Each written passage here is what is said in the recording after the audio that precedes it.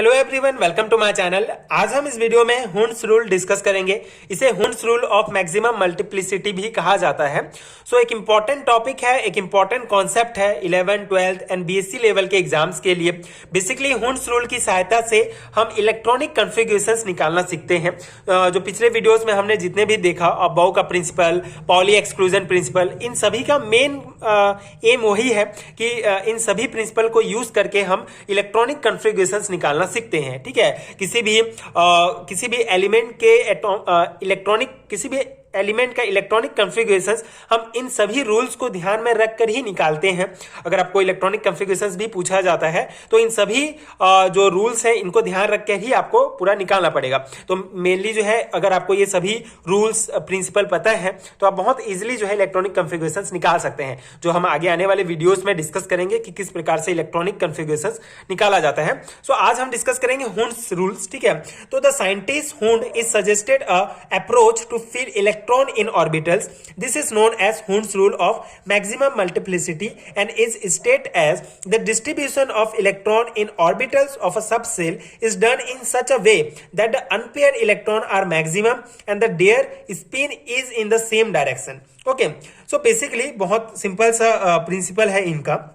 इन्होंने क्या किया था, इन्होंने एक ऑर्बिटल्स, ठीक है, जो ऑर्बिटल्स होते हैं उसमें इलेक्ट्रॉन्स, ठीक है, जैसे कि हमने पिछले वीडियोस में भी डिस्कस किए हैं। जो ऑर्बिटल्स होते हैं एस ऑर्बिटल, ठीक है, S orbital, P, D, F जो भी होते हैं उनमें जो है किस प्रकार से इलेक्ट्रॉन को हमको भरना है उसको उन्होंने अपने इस रूल के द्वारा सजेस्ट किया था। इसी को ही हुंड्स का मैक्सिमम मल्टीप्लिसिटी वाला रूल कहा जाता है। बेसिकली इनका मेन डेफिनेशन क्या था, the distribution of electron in orbital of a subshell. ठीक है, किसी भी ऑर्बिटल के सब सेल्स में, ठीक है, एस, पी, डी जो भी है, ठीक है, इन सब सेल्स में जो इलेक्ट्रॉन्स होते हैं कैसे भरेंगे। सबसे पहले जैसे ये मान लेते हैं हम, ये हमारा है एस, ठीक है, ये एस सब सेल्स है, तो एस में जो इलेक्ट्रॉन होगा सबसे पहले ऐसे भरेगा, उसके बाद ये भरेगा। और पी में जो है तीन होंगे, तीन जो है तीन सब सेल्स होंगे, ठीक है, तो इसमें क्या होगा, एक, दो, तीन, इस प्रकार से भरेगा। जब तीनों भर जाएगा कंप्लीट, उसके बाद फिर जो नेक्स्ट इलेक्ट्रॉन होगा वो आके इस प्रकार से यहां पे भरेगा। ठीक है, मेन यही बताया था। ठीक है, पहले वही पूरा इस डेफिनेशन में भी वही कहा गया है, इस तरीके से भरा होना चाहिए कि अनपेयर इलेक्ट्रॉन्स आर मैक्सिमम। ठीक है, अनपेयर इलेक्ट्रॉन्स पूरे मैक्सिमम भर जाए एंड उनका स्पिन जो है, उनका स्पिन भी जो है सेम होना चाहिए। उसके बाद फिर जो है अलग इलेक्ट्रॉन जो है आके भरेगा। Example, the orbital of a subcell are orbital of a subcells are first filled by unpaired or single electron each. ठीक है, ठीक है, सबसे पहले जो सिंगल, वही मतलब बेसिक पूरा घुमा फिरा के वही कॉन्सेप्ट है। आपको यही समझना है कि सबसे पहले जो है ये हमारा इलेक्ट्रॉन पहले इस प्रकार से भरेगा, तीनों ऑर्बिटल्स में पहले भर जाएंगे, इस सबसेल्स के तीनों ऑर्बिटल में पहले भरेंगे, उसके बाद फिर आके इस प्रकार से भरेगा। फॉर एग्जांपल सब समझ लेते हैं इस पॉइंट्स को। बेसिक कॉन्सेप्ट आपको यही समझ में आ गया होगा। ठीक है, बेसिक तो वही पॉइंट है कि किसी भी सब सेल के जो ऑर्बिटल्स होते हैं उसमें पहले इस प्रकार से भरेंगे इलेक्ट्रॉन, उसके बाद फिर आके ऐसे भरेंगे। ठीक है, पहले ये पूरा भरेगा।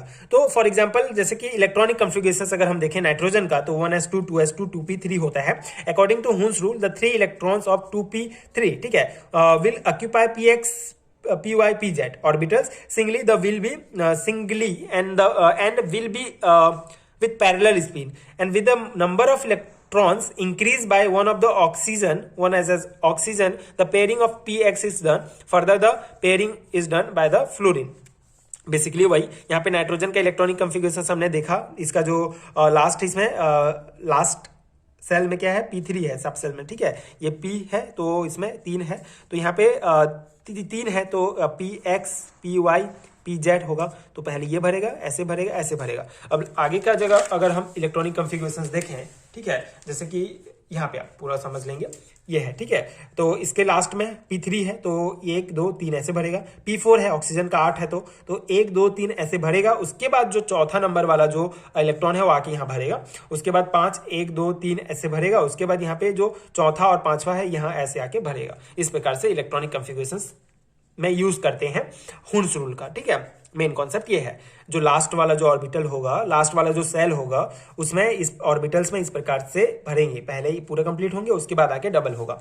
इन अदर वर्ड्स, यहाँ पे सिंपली आप ये समझ सकते हैं, it can be said that in any orbital pairing of electron is done when all orbital of the sub cell are filled with single electrons, all this unpaired electron have the same spin. ठीक है, simple सा। And use of Hund's rule, इसका use कहाँ करते हैं? Mainly it majorly use, mainly तो पहला तो वही इलेक्ट्रॉनिक कॉन्फ़िगरेशन निकालने में यूज करते हैं, and atomic chemistry, quantum chemistry and spectroscopy में ये मेनली यूज होता है मेजर। ठीक है, हुन्स रूल का। तो ये बेसिक पॉइंट्स हैं, बेसिक कॉन्सेप्ट है हुन्स रूल का। आई होप आपको समझ में आ गया होगा, बहुत सिंपल सा कॉन्सेप्ट है। ये था हुन्स रूल का डिटेल एक्सप्लेनेशंस। आप ये नोट्स को जो है अपने थ्योरी एग्जाम्स में डायरेक्ट अप्लाई कर सकते हैं।